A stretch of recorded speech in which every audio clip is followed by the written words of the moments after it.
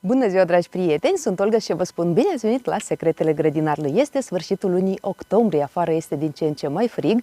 Dimineața am avut deja 0 grade, astăzi am avut prima brumă.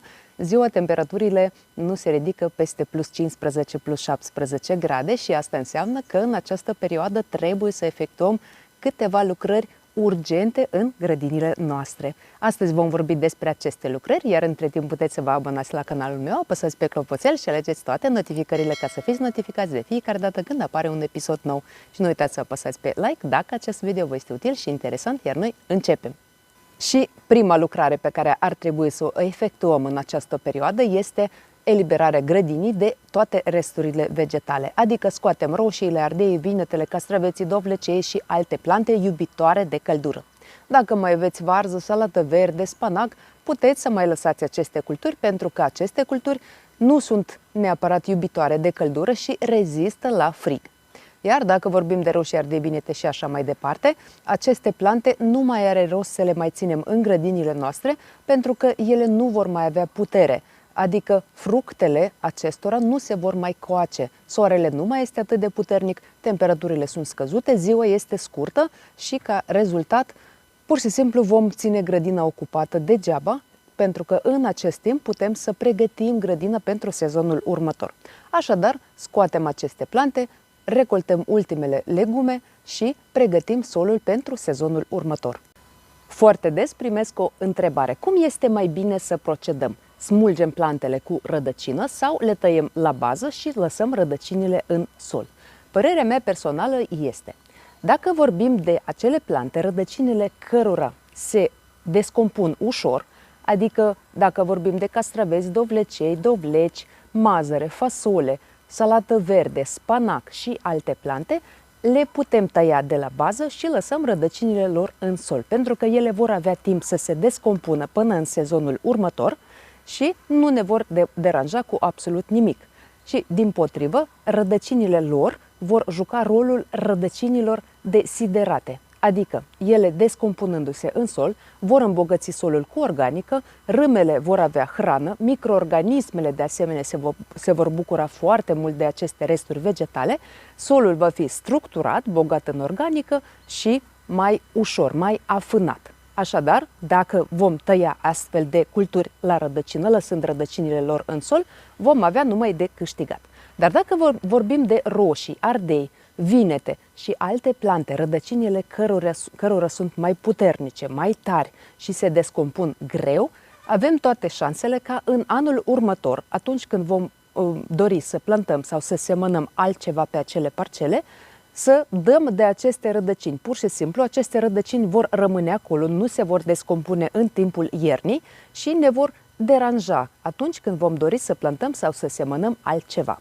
De aceea, cum procedez eu? Atunci când este vorba de plante cu rădăcini moi, cu rădăcini care nu sunt atât de puternice, eu le tai la bază și rădăcinile lor le las în sol. Iar când este vorba de roșii, ardei, vinete și alte plante cu rădăcini puternice și tari, eu le smulg. Și oricum, dacă vorbim de roșii, din punct de vedere fizic, este imposibil să scoatem o roșie cu rădăcină, adică rădăcina acesteia nu o putem scoate întreagă din pământ, pentru că rădăcinile roșiilor ajung adânc în sol și este imposibil să le scoatem complet. Oricum, o parte din rădăcinile roșiilor vor rămâne în sol și vor juca acel rol atât de important, îmbogățind solul nostru cu organică și hrănind râmele și microorganismele noastre benefice. După ce am eliberat grădinile noastre de toate resturile vegetale, va rămâne doar mulci. Și aici avem câteva variante.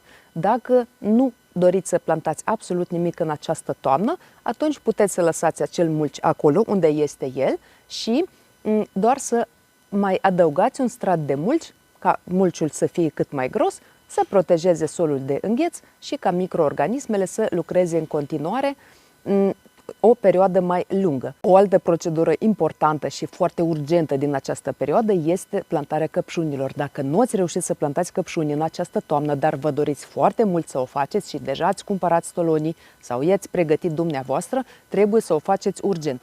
Cum procedăm în cazul acesta? Sigur că o mică paranteză, cel mai bine este să alegeți stolonii cu rădăcină închisă, pentru că în așa fel rădăcinile vor fi mai protejate, chiar dacă va veni frigul mai repede decât ne așteptăm noi. Rădăcinile se vor simți confortabil pentru că practic nu le vom deranja.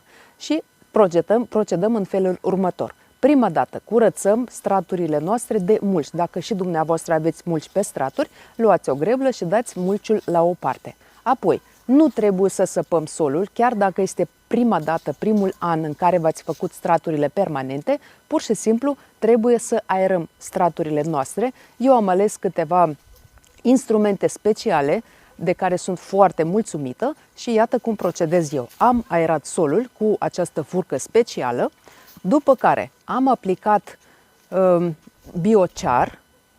Despre biochar am vorbit în câteva video, pot să vă las linkurile în descriere și după aplicarea biocharului am luat pur și simplu o greblă și am afânat solul ușor la suprafață. Ca rezultat, solul a fost foarte moale, foarte afânat, nu am avut niciun fel de problemă.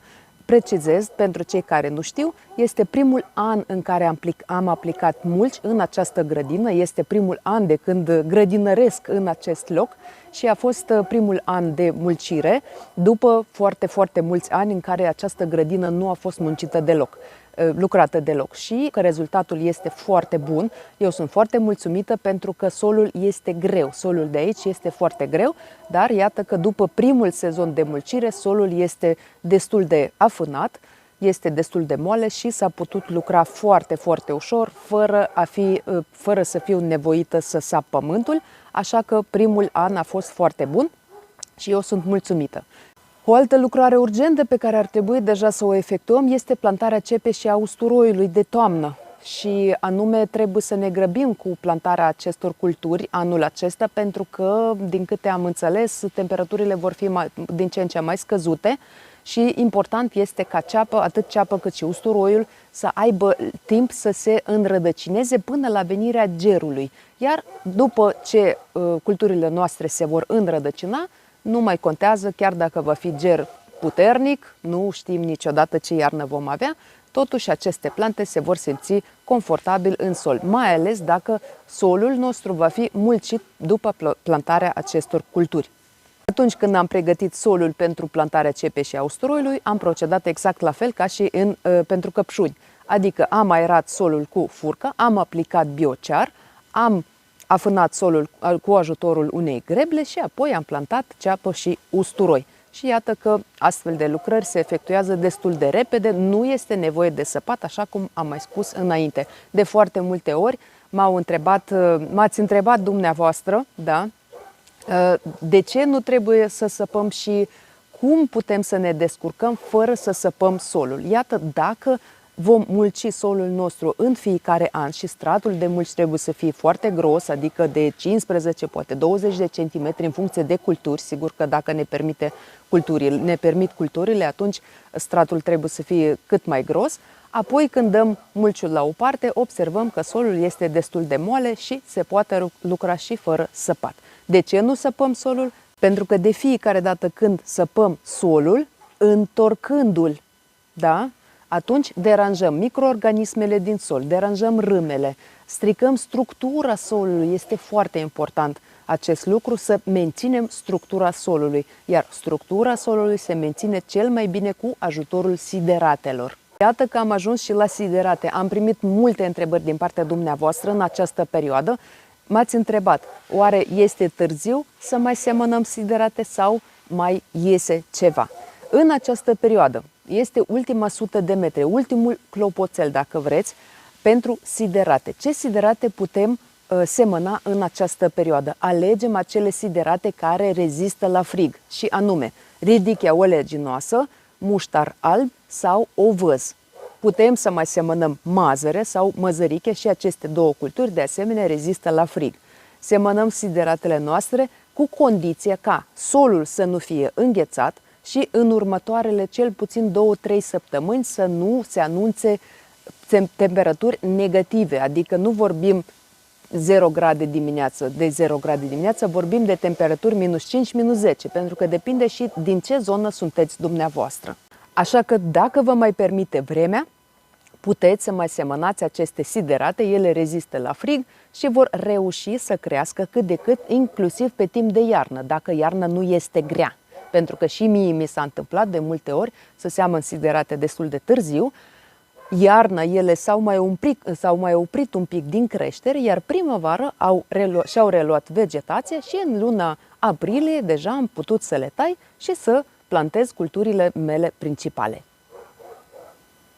O altă lucrare pe care putem să o efectuăm în această perioadă și cu care ar trebui să ne grăbim este plantarea florilor care se plantează prin bulbe, adică vorbim de lalele, narcise, zambile și alte flori. De ce trebuie să ne grăbim? Pentru că, în mod normal, așa cum am mai vorbit și în alte video, aceste culturi se plantează din mijlocul lui octombrie până în mijlocul lui noiembrie sau chiar până în decembrie, dar anul acesta, ați văzut și dumneavoastră, este destul de rece, este mult mai rece decât a fost în anii trecuți, dacă vorbim de aceeași perioadă, și ca să nu riscăm să nu ne înghețe solul sau să nu fie temperaturile să nu fie prea scăzute, așa că ar trebui să ne grăbim și cu plantarea florilor, ca totuși să ne bucurăm de înflorirea lor primăvara anului următor. O altă lucrare cu care ar trebui să ne grăbim este tratarea solului cu biopreparate pe bază de microorganisme.